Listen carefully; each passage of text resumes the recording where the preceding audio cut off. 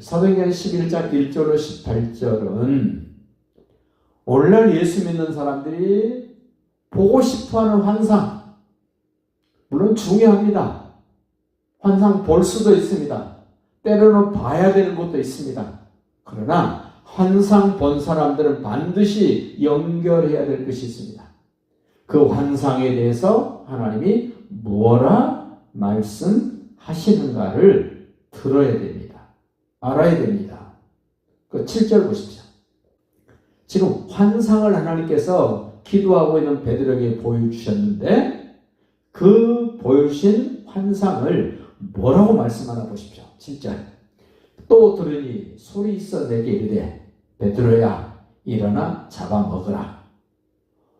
본 것만 했으면, 환상 본 것으로 끝났으면 이것이 뭔지 전혀 알 수 없었는데 하나님이 기도하는 베드로에게, 복음을 가진 베드로에게, 말씀이 있는 베드로에게 환상을 보여주시고 난 다음에 그 환상에 대한 말씀을 해주신다는 거예요. 우리는 꼭 기억합시다. 여러분 주변에, 우리 주변에 누군가가 환상을 봤다고 말하면 무시하지 마십시오. 그 환상에 대해서 하나님이 뭐라고 말씀하셨는가 물어보십시오. 무조건 환상 봤다고 막이라 그러지 마시고 네가 본 환상을 하나님이 뭐라고 말씀하셨느냐 물어보세요. 베드로가 지금 환상을 봤는데 베드로가 잘 이해를 못하니까 하나님이 말씀하셨어요. 베드로야 일어나 잡아먹으라 하시더라. 나하고 연결되어야 되네? 내가 잡아먹어야 되네? 내가 소화시켜야 되네? 내가 어떻게 해야 될 존재들이네? 깨달은 겁니다. 그럼에도 불구하고 베드로 안 된다 그럽니다. 우리는 환상보다 말씀이 우선이어야 됩니다. 그런데 그 환상과 연결된 말씀을 주셨음에도 불구하고 베드로 동의하지 않습니다. 인정하지 않습니다. 거절합니다. 8절. 내가 이르되, 베드로가 이르되, 주님, 그럴 수 없습니다. 제가 언제 속되거나 부정하다는 걸 제가 잡아먹은 적이 있습니까? 저 여태껏 그렇게 안 살았습니다. 분명히 유대인들은 레위기 11장에 있는 먹을 수 있는 것과 먹지 못하는 것들의 구분을 할 수 있었고 알고 있었습니다. 그런데 먹을 수 없는 것들이 보자기에 쌓여서 내려왔습니다. 하나님이 잡아먹으라 그래도 베드로 머리를 절레절레 흔듭니다. 그러자 하나님이 베드로에게 보여준 환상을 한 번 더 설명해 줍니다. 환상 본 사람들은 환상 본 것으로 끝쳐버리기 때문에 문제가 됩니다. 환상을 봤으면 그 환상을 뭐라고 말씀하시는가를 들어야 됩니다. 물어야 됩니다. 9절 보십시오. 또 하늘로부터 두 번째 소리 있어 내게 이르되 하나님이 깨끗하게 하신 것을 네가 속되다고 하지 말라.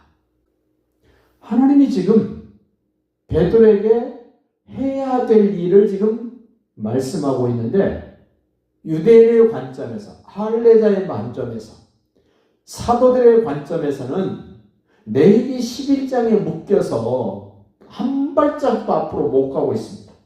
그런데 하나님은 그래서는 안 된다는 것을 베드로에게 숙지시킵니다.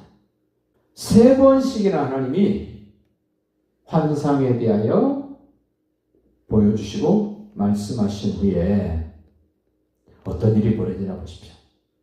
11절 보세요. 마침 아주 때맞춰서 세 사람이 내가 유수관 집 앞에 서 있으니 가이사랴에서 내게로 보낸 사람이라.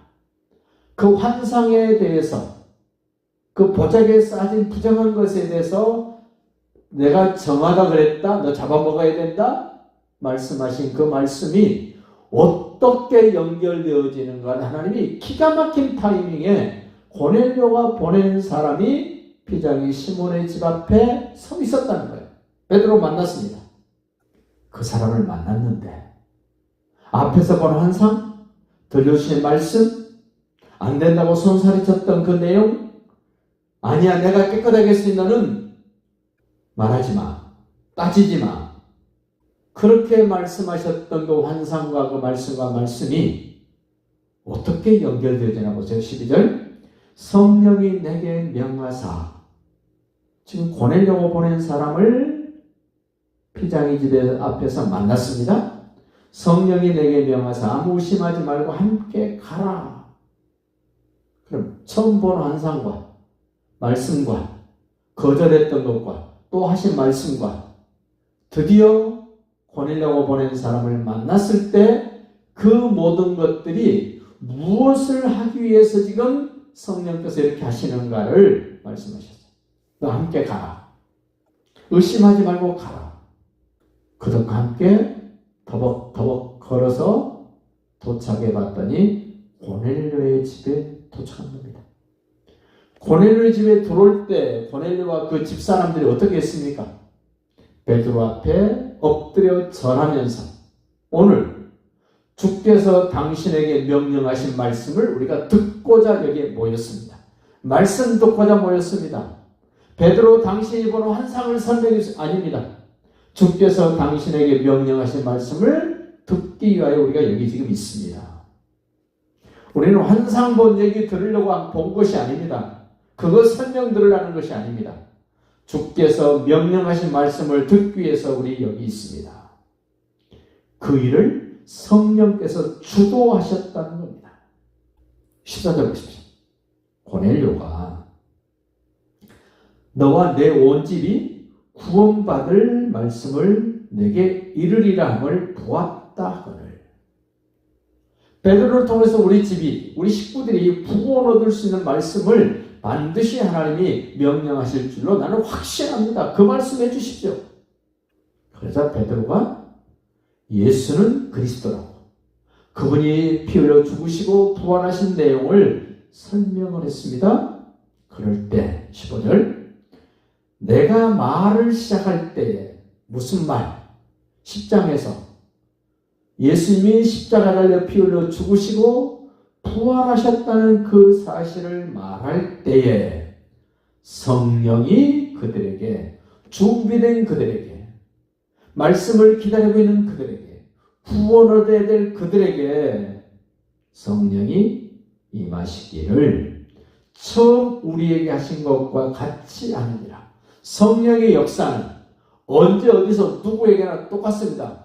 말씀을 듣고 예수가 하나님 아들 그리스도로 믿도록 만드시는 성령 똑같습니다. 예루살렘에서도 사마리아에서도 지금 이 가이사라에서도 이제 안디옥에서도 고린도에서도 에베소에서도 로마에서도 성령의 역사는 말씀을 듣는 사람들에게 예수가 하나님 아들 그리스도신데 그분이 오셨고 그분이 피 흘려 십자가에 달려 죽으셨고 무덤에 장사 지내바 되었다가 3일 만에 살아나신 것 그리고 승천하신 것 그리고 그분이 성령 보내셔서 땅끝까지 이르러 증인되게 하시는 하나님의 나라의 일상을 믿게 하신다는 겁니다. 성령은 똑같습니다. 왜 성령이 베드로가 예루살렘에서 받았던 성령을 사마리아에서 빌립 집사가 집회할 때 성령이 임하지 않고 베드로와 요한이 갔을 때 임했을까? 여기 지금 고넬료의 집에도 다른 사람을 보내지 않고 왜 베드로를 보냈을까? 사람들 하여금 성령의 역사를 차등을 두지 않도록 예루살렘에만 성령이나 사마리아에만 성령이나 이방인의 고넬료의 집에만 성령이 똑같은 성령인 것을 확증하기 위하여 하나님이 이렇게 역사하시고 일하신 것입니다. 우리는 누구 기도를 통해서 성령 받았느냐, 어떤 강사 집회 때 성령 받았느냐, 그걸 많이 따집니다마는 그러한 것들을 하지 못하도록 동일한 성령, 동등한 성령, 그 역사를 지금 성경 우리에게 말하고 있는 겁니다. 다시 15절요. 내가 말을 시작할 때 베드로가 예수가 죽으시고 부활하신 그 말을 시작할 때에 성령이 말씀 듣는 그들에게 임하시기를 처음 우리에게 하신 것과 같이 하느니라. 이 동등한 성령, 동일한 성령. 내가 주의 말씀에 요한은 물로 세례를 베풀었으나 너희는 성령으로 세례를 받으리라 하신 것이 생각나노라. 그런즉 성령 받은 사람들의 결과입니다. 그 선물 받은 사람들 뭐 하나 보십시오. 17절. 그런즉 하나님이 우리가 주 예수 그리스도를 믿을 때 주신 것 같은 선물을 그들에게도 주셨으니 내가 누구이기에 하나님을 능히 맡겠느냐. 성령 받은 사람, 말씀 받은 사람은 하나님이 하시고 하시는 일에 방해가 되지 않습니다. 걸림이 되지 않습니다. 베드로 자기 하나님이 하신 일을 막을 수 없다 그러잖아요. 근데 오늘날 성령 받았다는 사람들이 하나님의 말씀을 정면으로 도전합니다. 하나님의 말씀을 정면으로 대적합니다. 그러면서 자기 성령 받았다 그럽니다. 베드로 보십시오. 하나님이 하시는 것 막을 수 없다. 왜? 내가 성령 받았으니까. 내가 말씀 받았으니까. 내가 예수를 그리스도를 믿기 때문에 나는 하나님이 하시고자 하신 일을 막을 수 없습니다. 방해할 수 없습니다. 대적할 수 없습니다. 근데 뻔뻔스럽게 대적을 합니다. 거역을 합니다. 기억하십시오. 사도행전 1장에서 너에게 성령이 임하면 어떤 일이 벌어진다고 했습니까? 예루살렘과 유대와 사마리아와 땅끝까지를 이르러 내 증인이 되어질 것이다 이랬습니다. 그러면 이미 예루살렘에 임했습니다. 유대에 임했습니다. 사마리아도 임했습니다. 그러면 어디로 가야 됩니까? 이제 땅끝으로 가야 되는데 땅끝으로 가기 위해서 먼저 전초기지로 이방인인 사람이 지금 가이사랴에 와 있는, 예루살렘에 와 있는, 유대 땅에 와 있는 고넬료에게 성령이 임하는 것을 징검다리로 보여주시는 겁니다. 자, 성령 받으면 어떻게 됩니까? 18절입니다. 그들이 이 말을 듣고, 그들이 누굽니까? 1절에서 얘기했던 유대에 있는 사도들과 형제들, 할례받은 사람들, 그들이 이 말을 듣고 잠잠했다. 베드로에게 말씀하셨죠. 그리고 베드로가 그 말씀을 듣고 반응을 했습니다. 하나님이 하시는 일을 내가 누구이기에 막을 수 있겠느냐? 막을 수 없다는 겁니다. 근데 다른 사도들도, 다른 유대인들도, 다른 할례받은 사람도, 다른 성령 받았던 사람들도 이 말씀 앞에서 뭐합니까? 잠잠합니다. 침묵합니다. 그러면서 하나님께 영광을 돌렸다. 하나님 옳습니다. 하나님 잘하셨습니다. 하나님 멋지게 일하셨습니다. 라는 고백을 했다는 겁니다.